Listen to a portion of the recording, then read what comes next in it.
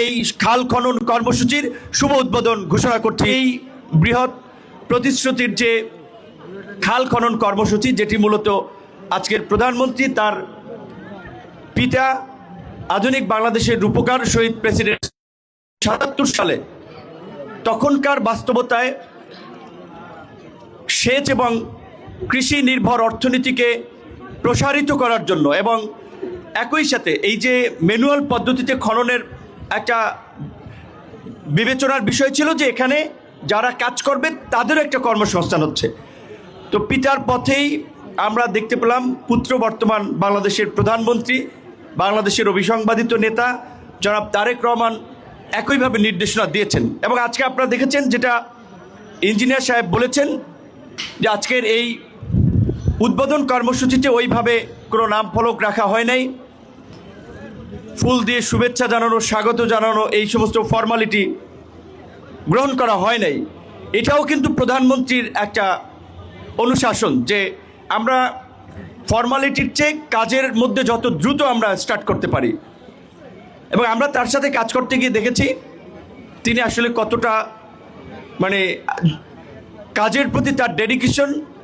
আপনারা জানেন যে 9টার আগেই সচিবালয়ে চলে আসেন।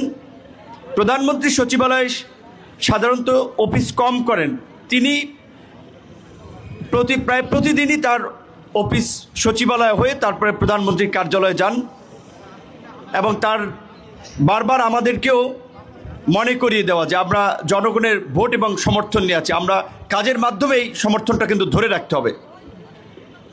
আমরা দোয়া করি যে প্রধানমন্ত্রীকে আল্লাহ সুস্থ রাখুক এবং ওনার যে সুদূর প্রসারী চিন্তাভাবনা এটি বাইরে থেকে অনেকে হয়তো আজ করতে পারছে না। আপনারা দেখেছেন যে এই ঈদ উপলক্ষে, ঈদ উল ফিতর উপলক্ষে প্রধানমন্ত্রীর পক্ষ থেকে তার ত্রাণ তহবিল থেকে আপনার 700 সিনথেটিক শাড়ি, 103 পিস এগুলো দিয়েছেন বিভিন্ন এমপিদেরকে। এখন আপনার জিনিসপত্রের থাকা সাপেক্ষে সবার সিরিয়াল হয় স্বাভাবিকভাবে, কিন্তু যদিও বিরোধী দলের কেউ কেউ এটা নিয়ে নেগেটিভ মন্তব্য করেছেন যে সরকারি দলের এমপিদেরকে বোধহয় দেওয়া হচ্ছে, কিন্তু দেওয়া হয়েছে সবাইকে। এবং আমাদের এখানেও আমরাও সেটা পেয়েছি।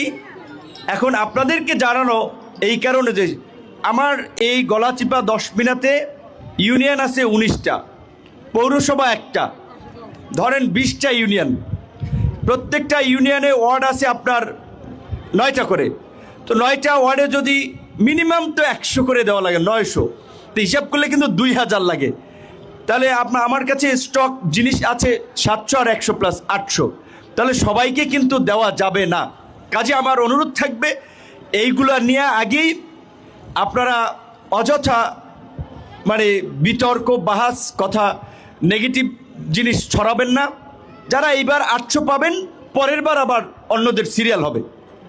এবং আমাদেরকে 10 লক্ষ করে টাকা প্রধানমন্ত্রীর পক্ষ থেকে দেওয়া হয়েছে 2 উপজেলার জন্য। তো তাহলে ওই 20 ইউনিয়নে 50,000 টাকা করে আপনারা পাবেন। তো এখন ডিসি সাহেবের সাথে এইমাত্র কথা বললাম, উনি বলল যে ঈদের আগে পাওয়ার চান্স কম, তাহলে এইটা যাবে ঈদের পরে। এবং আপনারা এর আগে ত্রাণ ও দুর্যোগ মন্ত্রণালয় থেকে সৌদি বাদশার বাংলাদেশের মানুষের জন্য উপহার ছিল খেজুর, সেটি বোধহয় পেয়েছেন নাকি? খেজুর আমি বলেছি যে কোথায় কি দিচ্ছেন এগুলো একটা তালিকা করে প্রকাশ করে দেবেন, যেন আমরা যেটা বলছি যে সরকার যেমন একটা জবাবদিহিতা এবং স্বচ্ছতার মধ্যে দিয়ে পরিচালিত হয়। আমরা জনপ্রতিনিধিরা আমরা এখানে কি করছি, সরকারি যে ফান্ড কিংবা সহায়তা আসছে সেটা কিভাবে ডিস্ট্রিবিউশন হচ্ছে। বাংলাদেশে অতীতে কোনো এমপি দাঁড়াইয়া এইভাবে কি বলছে মাইকের সামনে যে এই কয়টা 3 পিস দিছে, এতগুলো টাকা দিছে? কেউ বলে নাই। আমরা বলছি কারণ সরকার এই জবাবদিহিতা এবং স্বচ্ছতার মধ্যে দিয়ে পরিচালিত হয়।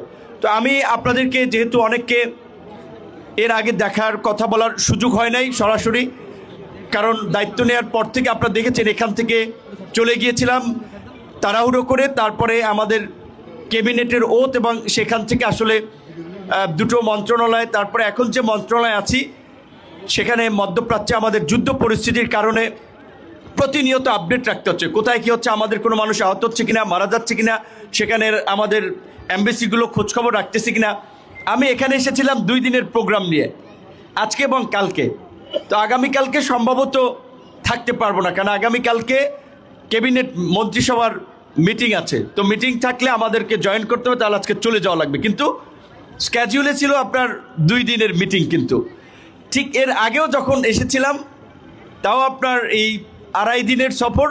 তো আপনারা দেখেছেন যখন 28শে ফেব্রুয়ারি আপনার আমাদের হঠাৎ করে এই ইরান ইসরায়েল যুদ্ধের ফলে যখন আমাদের অনেকগুলো ফ্লাইট বন্ধ হয়ে গেল, প্রধানমন্ত্রী ফোন দিয়েছেন, পরের দিন সকালবেলা কিন্তু আমরা চলে গিয়েছিলাম। তো এখন আমি জনপ্রতিনিধি হিসেবে আপনাদেরকে যেটা কথা দিয়েছিলাম যে আপনাদের দাঁড়ে দাঁড়ে ঘুরে আপনাদের সমস্যাগুলো জেনে আমরা সমাধান করার চেষ্টা করব, আপনাদের জন্য কাজ করার চেষ্টা করব। এই গলাচিপা, দশপিনা, পটুয়াখালী 3-এর নির্দিষ্ট এলাকার জনপ্রতিনিধির পাশাপাশি আমার যেহেতু সারা দেশের মানুষের জন্য একটা বিশাল মন্ত্রণালয় আছে, সেটা নিয়েও কাজ করতে হচ্ছে। কাজে সেই ক্ষেত্রে হয়তো আপনারা ফিজিক্যালি আমাকে কম পাচ্ছেন, কিন্তু আপনাদেরকে আমি বলি, আপনাদের যে কোনো কাজের জন্য, যে কোনো সমস্যার জন্য এখানে বিএনপির সভাপতি গোলাম মোস্তফা সাহেব আছেন, সদস্য সচিব আলতাফ ভাই আছেন, গণ অধিকার পরিষদের সভাপতি হাফিজ ভাই আছেন, সদস্য সচিব জাকির ভাই আছেন, আমাদের শফিক ভাই আছেন, আমাদের এনিম আছেন, আমিনুল আছেন, ছোট ভাই। এদের সাথে যোগাযোগ করবেন গলাচিপার লোকেরা। 10 তো এইভাবে আমরা প্রতিনিধি ঠিক করে দিয়েছি। আলতাফ চেয়ারম্যান আছেন, ওখানে বিএনপি গণ অধিকার পরিষদের উপজেলার সভাপতি সেক্রেটারি আছেন, মিজান ভাই আছেন, কালাম ভাই আছেন, ওনাদের সাথে যোগাযোগ করবেন। আমার কাছে অনেকে ধরেন সরাসরি কাগজ নিয়ে যায় যে নিজেদের পারিবারিক ঝামেলা, চাচা ভাতিজা মারামারি, কেসটা পুলিশকে নিতে বলেন। এখন আপনারা বলেন, আপনাদের পারিবারিক ঝামেলার মধ্যে যদি আমি ঢুকে পড়ি, এইটা তো আপনারাও ভালোভাবে নেবেন না, এবং মানুষের কাছে তো ভালো মেসেজ যায় না যে এমপি সাহেব এই যে মামলা নেওয়া হয়েছে কিংবা আমার ছেলে মাইর খেয়েছে, তার বিচারটা ঠিকঠাক মতো করলো না। তা আমি আপনাদেরকে বিনয়ের সাথে অনুরোধ করব, আপনাদের পারিবারিক ঝামেলার মধ্যে এমপি সাহেবকে জড়াবেন না। আপনাদের মন্দিরের কমিটি কিংবা এই ধরনের কোনো সমস্যা, কে কোথায় কোন কমিটিতে থাকবে, এগুলো আসলে এমপি ঠিক করে দেওয়া উচিত না।